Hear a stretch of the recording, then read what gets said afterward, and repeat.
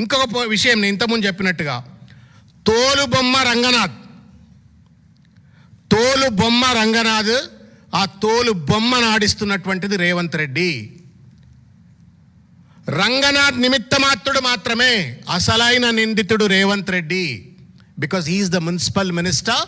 ఆయన కిందనే ఆయనకు రిపోర్ట్ చేస్తూ పనిచేస్తున్నటువంటిది రంగనాథ్ గారు. కాబట్టి రంగనాథ్నే తీసేయమన్నాడు కదా అని చెప్పి నేను సంకలు కుదుకొని నేను సంతోషపడ్డట్టయితే సరిపోదు. అది నిన్ను కూడా నిందితుడని చెప్పకనే చెప్పింది కోర్టు. రేవంత్ రెడ్డి గారు దయచేసి మానవత్వంతో వ్యవహరించాలని చెప్పని నేను కోరుతా ఉన్నాను.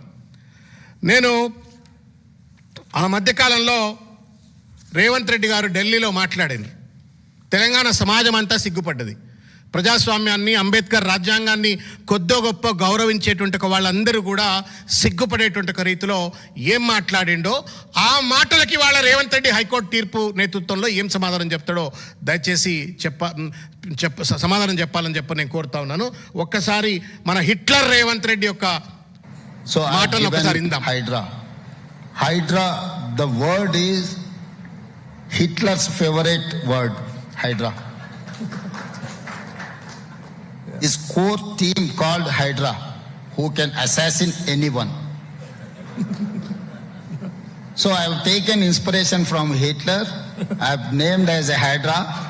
I have established a organization with a senior IPS officer. I have given 3,000 retired army people and others.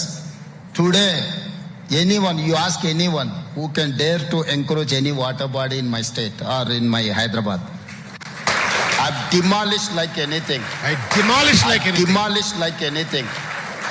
You go and Google, you can see Iran, you can say Israel or anything. You can compare with those demolitions and these demolitions. నేను media మిత్రులకు, మీరు communication స్పెషలిస్టులు, మీరంతా మా అందరికంటే కూడా మేధావులు media వాళ్ళు. There is something called language and body language అని అంటారు. నేను తెలంగాణ సమాజాన్ని కూడా దయచేసి అర్థం చేసుకోవాలి. What kind of a person is sitting on the position of a chief minister, ఆయన లాంగ్వేజ్ ఏంటి, ఆయన బాడీ లాంగ్వేజ్ ఏంటి, ఒక్కసారి అర్థం చేసుకోవాలని చెప్పి నేను విజ్ఞప్తి చేస్తా ఉన్నాను. ఆ భాష జర్మనీలో కూడా ఇట్లా మాట్లాడారు. ఎక్కడైతే హిట్లర్ పుట్టిండో అక్కడ కూడా ఇటువంటి ఒక భాష మాట్లాడరు. జర్మన్ దేశస్తులు కూడా హిట్లర్ను నేను స్ఫూర్తిగా తీసుకున్నా అని జర్మన్కి సంబంధించిన ఒక్కడన్నాడు. నిషేధం, హిట్లర్ పదం జర్మనీలో నిషేధం. ప్రజాస్వామ్య విలువలు కలిగినటువంటి ప్రజాపాలన అని చెప్పుకుంటున్నటువంటి ఒక ఏ దేశంలో కూడా హిట్లర్ లాంటి వ్యక్తిని స్ఫూర్తిగా తీసుకోరు. కానీ రేవంత్ రెడ్డి లాంగ్వేజ్ చూసిండ్రు, బాడీ లాంగ్వేజ్ కూడా చూసిండ్రు. ఇట్లా డిమాలిష్ అంటున్నాడు, డిమాలిష్ అని చెప్పని. అంటే ఎంత శాడిస్ట్ మనస్తత్వంతో వ్యవహరించిండు. ఆ శాడిజానికి ఇవాళ హైకోర్టు చెంపబలగొట్టింది. ఇప్పుడు కూడా వచ్చి చెప్పు నేను డిమాలిష్ చేసిన గాజా, ఇరాన్, లేకపోతే ఇజ్రాయిల్ అని చెప్పని ఇప్పుడు కూడా మాట్లాడని చెప్పని నేను రేవంత్ రెడ్డి గారిని కొడతా ఉన్నా. సిగ్గు ఎగ్గు ఉండాల.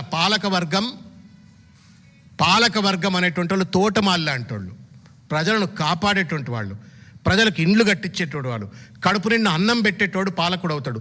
కానీ కడుపులు ఎండబెట్టి ఇండ్లు విధ్వంసం చేసి నేనేదో ప్రజల పైన యుద్ధం చేయడం కోసం అని వచ్చినా అని చెప్పుకున్న రేవంత్ రెడ్డిని ఇవాళ హైకోర్టు చెంపబలగొట్టిందనే ఒక విషయాన్ని నేను మరొక్కసారి గుర్తు చేస్తున్నా.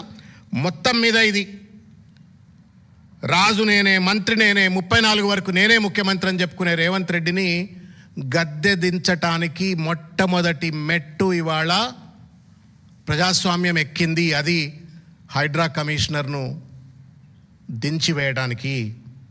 ఇవాళ ఒక దొంగ జీవో 99 ద్వారా ఆయనను అధికారంలోకి పట్టుకొచ్చి ఆ హైడ్రాను పెట్టి చేసినట్టు ఒక దాష్టికాలు అంతా ఇంత కాదు. కేటీఆర్ గారు ఒక మాట అన్నారు, సత్యపూస అయినట్టుగా రంగనాథ్ గారు మాట్లాడుతున్నారు. నేను అడుగుతాను రంగనాథ్ గారిని, అక్బరుద్దీన్ గారి కాలేజ్ ఎందుకు గులగొట్టలేదు సార్ మీరు? అపర్ణానా ఆదిత్యనా, అది మూసీలా కడుతుండు వాడు, మూసీ నదిలా కడుతుండు వాడు. వాడిని ఏమన్నారట, నోటీసులు ఇవ్వాలా, రేవంత్ రెడ్డి టీం పోవాలా, పైసలు వసూలు చేయాలా. హైడ్రా నోటీసులు ఇవ్వాలా, రేవంత్ రెడ్డి టీం పోయి పైసలు వసూలు చేయాలా, బ్లాక్మెయిల్ చేయాలా, బెదిరించాలా, లేదు కూడదు అంటే బుల్డోజర్లు పంపి కూలగొట్టాలా? ఏం ప్రజాస్వామ్యం నడిపిస్తూ ఉన్నారు తెలంగాణలో? ఏం రాజ్యాంగాన్ని అమలు చేస్తూ ఉన్నారు ఇవాళ? నేను ఒక విషయం అడుగుతున్నా, ఇల్లలకగానే పండగ కాదు సార్. ఇవాళ ఇవాళ హైకోర్టు వారు వాళ్ళకి దండం పెట్టాలా, వాళ్ళ పాదాలు కడిగి పూజలు చేయాలా, నీళ్లతో కడిగి పూజలు చేయాలా. ఓ అద్భుతమైన తీర్పు ఇచ్చిండ్రు. పాపం వాళ్ళు నిరంతరంగా హైకోర్టు మొత్తుకుంటూనే వస్తున్నది, what you are doing is wrong, notice ఇవ్వకుండా కూల్చొద్దు, అర్ధరాత్రి పోయి కూల్చొద్దు, సెలవు దినాల్లో పోయి కూల్చొద్దు, డ్యూ ప్రాసెస్ ఫాలో కాండి, కాన్స్టిట్యూషనల్ నామ్స్ ఫాలో కాండి అంటే మా రాజ్యం, నేనే రాజు, నేనే మంత్రి, నేనేం చేస్తే చలామణి అవుతుంది అని చెప్పని రంగనాథ్ అడ్డం పెట్టుకొని తోలు బొమ్మలే కాడిచ్చి ఇవాళ విధ్వంసానికి పాల్పడ్డాడు. నేను అడుగుతా ఉన్నాను, if whatever Ranganath has been done was wrong, hence the High Court has removed him from the position, ఆ డిమాలిషన్స్ అయినటువంటి ఒక నష్టపరిహారం ఎవరిస్తారు? ఎవరు ఇవ్వాలి నష్టపరిహారం? Court has finally concluded that this fellow is indulging in violation of the law. చట్టాన్ని ఉల్లంఘిస్తుండు, రాజ్యాంగాన్ని ఉల్లంఘిస్తుండు, ప్రజాస్వామ్యాన్ని ఉల్లంఘిస్తుండు, పరిపాలనకు ఉన్నటువంటి ఒక బేసిక్ బిజినెస్ రూల్స్ను పాటిస్తలేడు అని చెప్పని కోర్టు చెప్పి ఆయనను పక్కకు పెట్టండి అని చెప్పిన తర్వాత, రేవంత్ రెడ్డి నువ్వు దోచుకున్న సొమ్ము నుండి ఆ కూలిన ఇండ్లకు కంపెన్సేషన్ కట్టిస్తావా? ఆత్మ బలిదానం చేసుకొని చనిపోయినటువంటి ఒక బుచ్చమ్మ ఎవరు, ఆ తల్లి ఫోటో చూపెట్టండి, ఆ తల్లికి ప్రాణం తీసుకొచ్చిస్తారా ఇవాళ రేవంత్ రెడ్డి, రంగనాథ్ ఇద్దరు? నేను డిమాండ్ చేస్తూ ఉన్నాను ఇవాళ, ఇక డెమోక్రాటిక్ డిమాండ్ చేస్తూ ఉన్నాను బీఆర్ఎస్ పక్షాన. ఒకవేళ కనుక Ranganath removal is democratic constitutional decision by the high court, the compensation also must be paid by this government to all the victims. ఎన్ని ఇండ్లు కూల్చిండ్రా నాయన మీరు? ఈఎంఐలు కట్టుకొని, లోన్లు తెచ్చుకొని, పాపం పేదోళ్ళు, మధ్యతరగతి వాళ్ళు, చిన్న చిన్న సాఫ్ట్వేర్ ఇంజనీర్లు ఇండ్లు కట్టుకుంటే పర్మిషన్లు ఇస్తారు మీరే, కరెంటు పర్మిషన్ మీరే ఇస్తారు, కట్టుకోమని పర్మిషన్ మీరే ఇస్తారు, నల్లా నీళ్ళకి పర్మిషన్ మీరే ఇస్తారు, సివిల్ ఇన్ఫ్రాస్ట్రక్చర్కు పర్మిషన్లు మీరే ఇస్తారు. మీరు ఇండ్లు కూలగొట్టి మేము ఏదో గొప్ప పని చేసినాం, ఇరాన్ ఇజ్రాయిల్ డిమాలిష్డ్ అని చెప్పని రేవంత్ రెడ్డి ఒక సైకోపాత్ లెక్క మాట్లాడుతుంటే ఇవాళ కోర్టు కొట్టేస్తే, who should rebuild those houses? ఎవడు కట్టియాలి ఆ ఇండ్లను? ఏం పరిపాలన ఇది? ఇండ్లు కూల్చేటోడు పాలకుడు కాదు, ఇండ్లు కట్టేటోడు పాలకుడు అవుతాడు. కడుపులు ఎండబెట్టేటోడు పాలకుడు కాదు, కడుపు నింపేటోడు పాలకుడు అవుతాడు. ఒక దుర్మార్గమైనటువంటి ఒక పాశవిక రాక్షస పరిపాలన కొనసాగిస్తూ, ఒక నియంత లెక్క కొనసాగిస్తూ, దానికి పోలీసు వాళ్ళని అడ్డం పెట్టుకొని ఇష్టారాజ్యం ఆడుతూ ఉండు. నేను ఒక అప్పీల్ చేయదలుచుకున్న పోలీసు వాళ్ళకు, people come and go, political parties will come and go, but what remains is the constitution. మీకు ఇంకొక 10 ఏళ్ళలో 20 ఏళ్ళలో 30 ఏళ్ళ సర్వీసులు ఉన్నాయి అందరికీ. అందరూ లెక్కలు రాసుకుంటారు కదా అందరూ. రేవంత్ రెడ్డి దొంగ లెక్కలు రాసి గత ప్రభుత్వంలో అద్భుతంగా పనిచేసినటువంటి అరవింద్ కుమార్ గారు లాంటిలో ఇంకోటి వాళ్ళని ఇబ్బంది పెట్టినప్పుడు, మీ దొంగ పనులు చేసినటువంటి వాళ్ళని వదిలిపెట్టామా? రేపు మేము కూడా వస్తాం కదా 2 ఏళ్ళకి అధికారంలోకి, ఎవరిని వదిలిపెట్టాం.